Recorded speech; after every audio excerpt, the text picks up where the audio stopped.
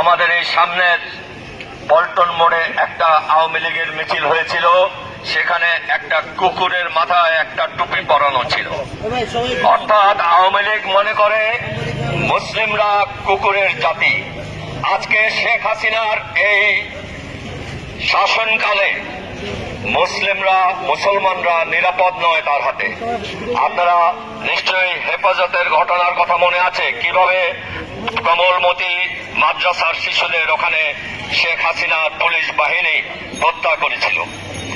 আপনাদের নিশ্চয়ই মনে আছে কিছুদিন আগে দিল্লির একটা মসজিদের সামনে রাস্তায় মুসল্লিরা নামাজ পড়তে বসেছিল, সেখানে দিল্লির পুলিশ তাদের লাথি মেরে সিজদারত অবস্থায় ওখান থেকে উঠিয়ে দিয়েছিল। শেখ হাসিনা দিল্লির সেবাদাসী হিসেবে ঠিক একই রকমের মুসলিম বিদ্বেষী। আজকে দেখুন আমাদের হাতে কোনো বোমা নেই, কোনো অস্ত্র নেই, কোনো লাঠি নেই। আমরা কয়েকজন মুসলমান ছাত্র আন্দোলনে নিহত কয়েকজন ছাত্রের গায়েবানা জানাজার নামাজ পড়তে বাইতুল মোকাররম অভিমুখে যাচ্ছি। শেখ হাসিনার পেটোয়া মুসলিম বিদ্বেষী পুলিশ বাহিনী আমাদের উপর আক্রমণ করেছে। এই পুলিশ বাহিনীকে মনে করিয়ে দিতে চাই, স্বাধীনতার সময় যে পুলিশ বাহিনী রাজারবাগে ছিল এবং পাকিস্তানিদের হাতে হত্যা হয়েছিল, নিগৃহীত হয়েছিল, তাদের কথা, তাদের ইতিহাস, তাদের গৌরব আপনারা ভুলে গেছেন। আপনারা স্বাধীন বাংলাদেশের পুলিশ হয়েও ভারতের সেবাদাসী শেখ হাসিনার সেবা চোখ বন্ধ করে যাচ্ছেন এবং আমাদের উপর অন্যায়ভাবে জুলুম করে যাচ্ছেন। আপনারা যারা এই জুলুমে জড়িত আছেন, আমি আজকে এখানে দাঁড়িয়ে ঘোষণা করছি, মহান আল্লাহ তাআলা যদি কোনোদিন আমাদের সুযোগ দেন, তাহলে এই জুলুম করা পুলিশ বাহিনীদের চেহারাগুলো আমরা চিনে রাখছি। গতকাল সিলেটে যে পুলিশ অতি উৎসাহী হয়ে খালি হাতে দাঁড়ানো একজন ছাত্র রংপুরে সাইদুর রহমানের বুকে, আবু সাইদের বুকে গুলি করেছে, আমি এখানে দাঁড়িয়ে ঘোষণা করছি তিনি এই চলমান দ্বিতীয় মুক্তিযুদ্ধের প্রথম শহীদ এবং আজ থেকে তিনি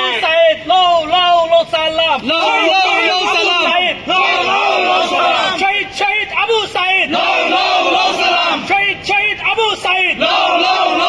আজ থেকে এই আবু সাইদ, শহীদ আবু সাইদকে আমরা দ্বিতীয় মুক্তিযুদ্ধের প্রথম বীর শ্রেষ্ঠ হিসাবে ঘোষণা করছি।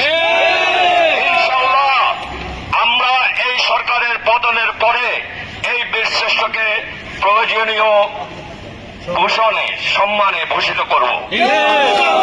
আর যে পুলিশ গতকাল এইভাবে আবু সাইদকে মেরেছেন, তার চেহারা আমরা চিনে রাখবো, তার বিচার হবে ইনশাআল্লাহ গণ আদালতে। শেখ হাসিনার প্রত্যেকটা পুলিশ যারা অন্যায় অত্যাচার করছে, তাদের বিচার হবে জনতার আদালতে। আপনারা মনে রাখবেন, বেনজির বা আসাদুজ্জামান যে পরিমাণ সম্পদ বানিয়েছেন, পুলিশ বাহিনীর বাকিরা কিন্তু সেটার ভাগ পাবেন না। আপনাদের বড় বড় অফিসারদের পকেটে যত টাকা আছে, শেখ হাসিনার পতনের পরে তারা কিন্তু আপনাদের সকলকে রেখে বিদেশে পালিয়ে যাবেন। নিচু স্তরে যারা পুলিশ আছেন, তারা কিন্তু সবাই বিদেশে যেতে পারবেন না।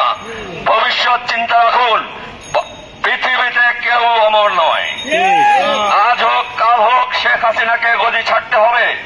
তখন আজকের যে পুলিশ বাহিনীর সদস্যরা বেশি উৎসাহ দেখাচ্ছেন, জনগণকে বেশি ভয়ভীতি দেখাচ্ছেন বা অন্যায় করছেন, জুলুম করছেন, তাদের কিন্তু কোন রকম অনুকম্পা প্রদর্শন করা হবে না।